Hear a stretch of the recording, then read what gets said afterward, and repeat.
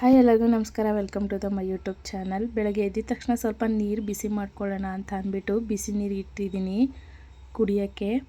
ಅದಾದಮೇಲೆ ಕಾಯಿಸ್ಕೊಂಡು ಕುಡಿದ್ಬಿಟ್ಟು ಬರೋಣ ಅಂತ ಅಂದ್ಬಿಟ್ಟು ಕುಡಿದೆ. ಆ ತಕ್ಷಣವೇ ನನ್ನ ಮಗಳು ಎದ್ದು ಎದ್ದು ಬರ್ತಿದ್ದಾಳೆ.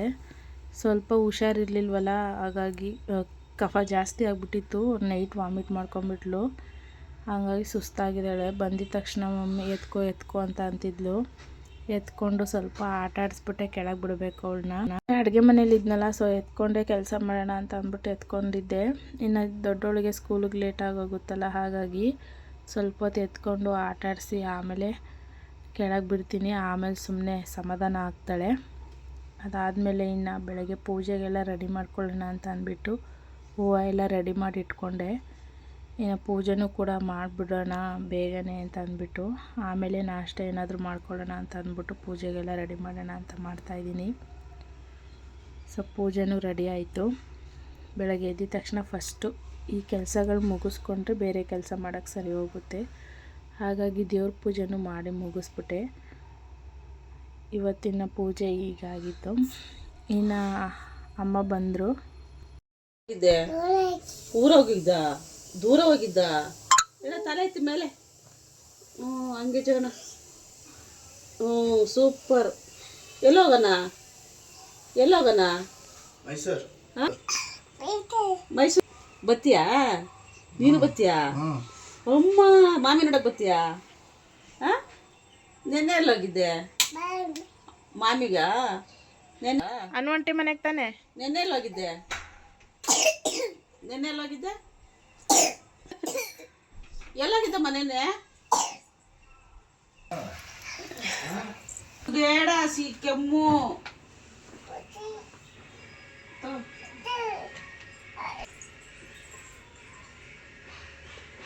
ಸ್ವಲ್ಪ ಮೊಸರನ್ನ ಮಾಡ್ಕೊಳ್ಳೋಣ ಅಂತ ಅಂದ್ಬಿಟ್ಟು ನಾನು ಮೊಸರನ್ನಕ್ಕೆಲ್ಲ ರೆಡಿ ಮಾಡ್ಕೊಂಡೆ. ಅವರಿಗೆ ಪುಳಿಯೋಗರೆ ಮಾಡಿಕೊಟ್ಬಿಟ್ಟು, ನನಗೆ ಈ ಥರ ಒಗ್ಗರಣೆ ಮಾಡ್ಕೊಂಡು ತಿಂದರೆ ಮೊಸರನ್ನ ತುಂಬ ಇಷ್ಟ. ಹಾಗಾಗಿ ಮೊಸರನ್ನ ಮಾಡ್ಕೊಂಡು ತಿಂದೆ.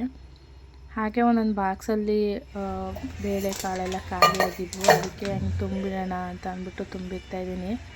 ಹಾಗೆ ಮೊಳಕೆಗೆ ಕಾಳು ಹಾಕಿದ್ನಲ್ಲ, ಕಾಳೆಲ್ಲ ಮೊಳಕೆ ಬಂದಿದ್ವು. ಸಾಕು, ಸ್ವಲ್ಪ ಮೊಳಕೆ ಬಂದ್ರೇ, ಜಾಸ್ತಿ ಮೊಳಕೆ ಬಂದರೆ ಸ್ವೀಟ್ ಆಗೋಗುತ್ತೆ. ಹಾಗಾಗಿ ಸ್ವಲ್ಪನೇ ಬಂದಿತ್ತಲ್ಲ, ಅದನ್ನೇ ಎತ್ತಿಕ್ಬಿಡೋಣ ಅಂತ ಅಂದ್ಬಿಟ್ಟು ಒಂದು ಬಾಕ್ಸಿಗೆಲ್ಲ ಹಾಕಿ ಎತ್ತಿಟ್ಬಿಟ್ಟು, ಇನ್ನು ನಾಷ್ಟ ಎಲ್ಲ ಆದಮೇಲೆ ಪಾತ್ರೆ ತೊಳೆಯೋದಿರುತ್ತಲ್ಲ, ಹಾಗಾಗಿ ಫಸ್ಟು ಪಾತ್ರೆ ಎಲ್ಲ ಕ್ಲೀನ್ ಮಾಡ್ಕೊಂಬಿಡೋಣ ಅಂತ ಅಂದ್ಬಿಟ್ಟು ಎಲ್ಲ ತೊಳೆದಿಡ್ತಾಯಿದ್ದೀನಿ. ಮನೇಲಿ ಏನೇ ಮಾಡಿದ್ರು ನಾವು ಪಾತ್ರೆಗಳೇ ಜಾಸ್ತಿ ಬೀಳೋದು. ಸ್ವಲ್ಪ ಅಡುಗೆ ಸ್ವಲ್ಪನೇ ಮಾಡಲಿ ಜಾಸ್ತಿನೇ ಮಾಡಲಿ ಪಾತ್ರೆಗಳಂತೂ ಇದ್ದೇ ಇರ್ತವೆ. ಹಾಗಾಗಿ ಪಾತ್ರೆ ಎಲ್ಲ ಫಸ್ಟ್ ಕ್ಲೀನ್ ಮಾಡ್ಕೊಂಬಿಟ್ರೆ ಅರ್ಧ ಕೆಲಸ ಮುಗ್ದಂಗೆ ಅಂತ ಅಂದ್ಬಿಟ್ಟು ಫಸ್ಟು ಪಾತ್ರೆನೇ ಕ್ಲೀನ್ ಮಾಡ್ಕೊತಾ ಇದ್ದೀನಿ. ಅದಾದಮೇಲೆ ಸ್ವಲ್ಪ ಗ್ಯಾಸ್ ಎಲ್ಲ ಒರೆಸ್ಕೊಬಿಡೋಣ. ಇನ್ನು ಅದನ್ನು ಗಲೀಜಾಗಿರುತ್ತಲ್ಲ ಬೆಳಗ್ಗೆ ಅಡುಗೆ ಮಾಡಿಬಿಟ್ಟು, ಅದಕ್ಕೆ ಒಲೆ ಕೂಡ ಕ್ಲೀನ್ ಮಾಡಿಕೊಂಡೆ. ಇನ್ನು ಎಷ್ಟೇ ಕ್ಲೀನ್ ಮಾಡಿ ಏನೇ ಮಾಡಿದ್ರು ವಾರದ ದಿವಸ ಇವತ್ತು ಅಷ್ಟೆಲ್ಲ ಕ್ಲೀನ್ ಮಾಡಿದ್ದೀನಿ. ಮತ್ತೆ ಎಲ್ಲ ಗಲೀಜಾಗಿತ್ತು, ಹಾಗಾಗಿ ಅಡುಗೆ ಮನೆ ಮತ್ತೆ ಕ್ಲೀನ್ ಮಾಡ್ಕೊಂಡಿದ್ದಾಯಿತು. ಇನ್ನು ಮಕ್ಕಳಿರೋ ಮನೆ ಅಂದಮೇಲೆ ಮನೆಯೂ ಅಷ್ಟೇ ಗಲೀಜು ಆಗ್ತಾನೆ ಇರುತ್ತೆ, ಆವಾಗವಾಗ ಕ್ಲೀನ್ ಮಾಡ್ಕೊತಾನೆ ಇರಬೇಕು. ಇನ್ನು ಸೋಫಾ ಕವರೆಲ್ಲ ಹೇಗಿರುತ್ತೋ ಹಾಗೆ ಅಂತೂ ನಮ್ಮ ಮನೇಲಿರಲ್ಲ. ನನ್ನ ಮಕ್ಕಳೆಲ್ಲ ಕಿತ್ತಾಕಿ ಗಲೀಜು ಮಾಡಿ ಇಟ್ಟಿರ್ತಾಳೆ ನೋಡಿ. ಬಾಕ್ಲಲ್ಲಿ ಇಟ್ಟಿರೋ ಹೂವೆಲ್ಲ ತಂದುಬಿಟ್ಟು ಎಲ್ಲ ಹರಡಿಟ್ಟಿದ್ದಾಳೆ. ಅದಕ್ಕೆ ಸ್ವಲ್ಪ ಕ್ಲೀನ್ ಮಾಡ್ಕೊಬಿಡೋಣ ಅಂತ ಸೋಫಾ ಕವರೆಲ್ಲ ತೆಗೆದು ಅದೆಲ್ಲ ಒದ್ರಿ ಕ್ಲೀನ್ ಮಾಡ್ತಾಯಿದ್ದೀನಿ. ಇನ್ನು ಹಂಗೆ ಬಿಟ್ಟರೆ ಆಗಲ್ಲ, ಅದಕ್ಕೆ ಕಸನೂ ಹೊಡೆದ್ಬಿಡೋಣ ಅಂತ ಅಂದ್ಬಿಟ್ಟು ಬೇಗ ಕಸನೂ ಹೊಡ್ಕೊಂಡೆ. ಬೆಳಗ್ಗೆ ಕಸ ಹೊಡೆದು ನೆಲ ಒರೆಸಿ ಎಲ್ಲ ಮಾಡಿದ್ರೂ ಕೂಡ ನೋಡಿ ಎಷ್ಟೆಲ್ಲ ಗಲೀಜಾಗುತ್ತೆ. ನಮ್ಮ ಮನೆ ಮಕ್ಕಳಿರೋ ಮನೆಯೇ ಅಷ್ಟು, ಎಷ್ಟೇ ಕ್ಲೀನ್ ಮಾಡಿದ್ರು ಹಾಗೆ ಆಗ್ತಿರುತ್ತೆ. ಮಲ್ಕೊಂಡಿದ್ಲಲ್ಲ, ಅದಕ್ಕೆ ಬೇಗ ಕೆಲಸ ಮಾಡೋಣ ಅಂತ ಮಾಡ್ಕೊತಾ ಇದ್ದೀನಿ. ಇನ್ನು ಬೆಂಡೆಕಾಯಿ ಪಲ್ಯ ಸಾಂಬಾರು ಮಾಡೋದಿತ್ತು, ಹಾಗಾಗಿ ಬೆಂಡೆಕಾಯಿ ಎಲ್ಲ ಕಟ್ ಮಾಡಿ ಇಟ್ಟಿದೆ. ಇನ್ನು ಫ್ರೈ ಮಾಡ್ಕೊಳ್ಳೋಣ ಅಂತ ಅಂದ್ಬಿಟ್ಟು ಸ್ವಲ್ಪ ಆಯಿಲ್ ಹಾಕ್ಕೊಂಡು ಚೆನ್ನಾಗಿ ಫ್ರೈ ಮಾಡ್ಕೊತಾ ಇದ್ದೀನಿ. ಫ್ರೈ ಮಾಡ್ಕೊಂಡ್ಮೇಲೆ ಇನ್ನು ಸಾಂಬಾರಿಗೆಲ್ಲ ರೆಡಿ ಮಾಡ್ಕೋಬೇಕಲ್ಲ, ಹಾಗಾಗಿ ಸಾಂಬಾರಿಗೆಲ್ಲ ರೆಡಿ ಮಾಡ್ಕೊತಾ ಇದ್ದೀನಿ. ರುಬ್ಬಕ್ಕೆ ಏನಿಲ್ಲ, ಅದಕ್ಕೆ ಕಾಯಿ ತುರಿ, ಈರುಳ್ಳಿ, ಟೊಮೆಟೊ 2, ಯಾಕಂದರೆ ನಾನು ಹುಣ್ಸೆಹಣ್ಣು ಹಾಕಲ್ಲ, ಹಾಗಾಗಿ ಟೊಮೊಟೊನೇ 2 ಹಾಕ್ಕೊತಾ ಇದ್ದೀನಿ. ಬೆಳ್ಳುಳ್ಳಿ, ಕೊತ್ತಂಬರಿ ಸೊಪ್ಪು, ನಾವು ಮನೆಯಲ್ಲೇ ಮಾಡಿಟ್ಕೊಂಡಿರೋಂಥ ಸಾಂಬಾರು ಪುಡಿನ 2 ಸ್ಪೂನ್ ಹಾಕಿ ರುಬ್ಬಿದ್ರೆ ಆಯಿತು, ಮಸಾಲೆ ರೆಡಿ ಆಗುತ್ತೆ. ಇನ್ನು ಈ ಕಡೆ ಹುರ್ಕೊಂಡಿರೋದು ಇನ್ನು ಸ್ವಲ್ಪ ಆಗಿದ್ಮೇಲೆ ಎತ್ತಿಟ್ಟು, ಇನ್ನು ಒಂದು ಪಾತ್ರೆಗೆ ಎಣ್ಣೆ, ಸ್ವಲ್ಪ ಸಾಸಿವೆ, ಈರುಳ್ಳಿ, ಮತ್ತು ಕರ್ಬೇವಿನ ಸೊಪ್ಪು ಎರಡು ಹಾಕ್ಬಿಟ್ಟು ಚೆನ್ನಾಗಿ ಫ್ರೈ ಮಾಡ್ಕೊಬೇಕು. ಫ್ರೈ ಆದಮೇಲೆ ರುಬ್ಬಿಟ್ಟಿರೋವಂಥ ಮಸಾಲೆನ ಅದಕ್ಕೆ ಹಾಕ್ಬಿಟ್ಟು ಚೆನ್ನಾಗಿ ಅದನ್ನು ಕೂಡ ಸ್ವಲ್ಪ ಫ್ರೈ ಮಾಡಿಕೊಂಡು ಆಮೇಲೆ ನಮಗೆ ಯಾವ ಕ್ವಾಂಟಿಟಿಲಿ ಬೇಕೋ ಆ ಕ್ವಾಂಟಿಟಿಲಿ ನೀರು ಹಾಕ್ಕೊಂಡು ಸಾಂಬಾರಿಗೆ ಎಷ್ಟು ಬೇಕೋ ನೋಡ್ಕೊಂಡು ನೀರು ಹಾಕ್ಕೊಂಡ್ರೆ ಆಯಿತು.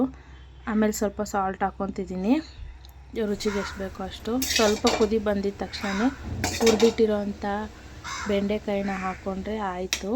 ಇನ್ನು ಮಧ್ಯಾಹ್ನ ಎಲ್ಲ ಮುಗಿದ್ಮೇಲೆ ಸ್ಕೂಲಿಂದ ನನ್ನ ಮಗಳು ಬಂದಳು. ಅವಳಿಗೆ ಊಟ ಮಾಡು ಅನ್ನೋದೇ ಕಷ್ಟ ನೋಡಿ, ಹೆಂಗೆ ತಿಂತಿದ್ದಾಳೆ. ನಾವು ತಿನ್ಸಿದ್ರೆ ಮಾತ್ರ ಊಟ ತಿಂತಾಳೆ. ಇವಾಗ ಜುಟ್ಟು ಹಾಕಿದೆ, ಕಿತ್ಕೊಂಡ್ಬಿಟ್ಟಿದ್ದಾಳೆ. ಎಲ್ಲಿ ಅಂತಂದರೆ ಇಲ್ಲಿದೆ ನೋಡುಮ್ಮ ಅಂತ ತೋರಿಸ್ತಿದ್ದಾಳೆ. ಯಾಕೆ ಬಿಚ್ಚಿದೆ? ಇನ್ನು ಅದಾದಮೇಲೆ ಇನ್ನು ವರ್ಕ್ ಇರುತ್ತಲ್ಲ, ಕನ್ನಡ ಅಕ್ಷರ ಕೊಟ್ಟಿದ್ರು, ಬರಿ ಅಂದರೆ ನೀಟಾಗಿ ಬರೆದಿರಲಿಲ್ಲ. ಅದಕ್ಕೆ ಅಳಿಸ್ಬಿಟ್ಟು ಮತ್ತೆ ಬರಿ ಅಂತ ಅಂದ್ಬಿಟ್ಟು ಬಿಟ್ಟೆ. ಅಂದರೆ ಒಂದೊಂದು ಎಲ್ಲೆಲ್ಲೋ ಒಂದೊಂದು ಮಾತ್ರ ಸರಿಯಾಗಿ ಬರೆದಿರಲಿಲ್ಲ, ಅದಕ್ಕೆ ಅದನ್ನು ಅಳಿಸ್ಬಿಟ್ಟು ಬರೆಸ್ತಾ ಇದ್ದೀನಿ. ಇನ್ನು ಮಕ್ಕಳಿಗೆ ಕೊಡ್ತಾರೋ ಇಲ್ವೋ ಪ್ರಾಜೆಕ್ಟ್ಗಳು, ಮನೇಲಿರೋ ಅಮ್ಮಂದಿರಿಗೆ ಜಾಸ್ತಿ ಇದು. ಸೊ ಅರ್ಧ ಸರ್ಕಲ್ ಕೊಟ್ಬಿಟ್ಟು ಏನಾದರೂ ಕ್ರಿಯೇಟಿವಿಟಿ ಮಾಡ್ಕೊಂಬನ್ನಿ ಅಂತ ಹೇಳಿದರು. ಸೊ ಅದಕ್ಕೆ ನಾನು ಈ ಥರ ಮಾಡಿದ್ದೀನಿ. ಹೇಗಿದೆಯೋ ಗೊತ್ತಿಲ್ಲ. ನನ್ನ ಮಗಳಂತೂ ತುಂಬ ಖುಷಿಪಟ್ಲು, ಚೆನ್ನಾಗಿದೆ ಅಂತ ಅಂದ್ಬಿಟ್ಟು. ಅದಕ್ಕೆ ತುಂಬ ಖುಷಿಯಾಯಿತು. ಅಂದರೆ ಅವಳಿಗೆ ಹೇಳ್ಕೊಡ್ತಾಯಿದ್ದೀನಿ ಇವಾಗ. ಪೈಂಟ್ ಎಲ್ಲ ಸರಿಯಾಗಿ ಮಾಡೋಕ್ಕೆ ಬರಲ್ಲ, ಈ ಥರನೇ ಮಾಡಬೇಕು ಅಂತ ಹೇಳ್ಕೊಟ್ರೆ ಹಾಗೆ ಮಾಡ್ತಾಳೆ. ಅದಕ್ಕೋಸ್ಕರ ಹೇಳ್ಕೊಡ್ತೀನಿ ಅವಳಿಗೆ. ಇಲ್ಲ ನಾನು ಓದ್ತೀನಿ. ಯಾರು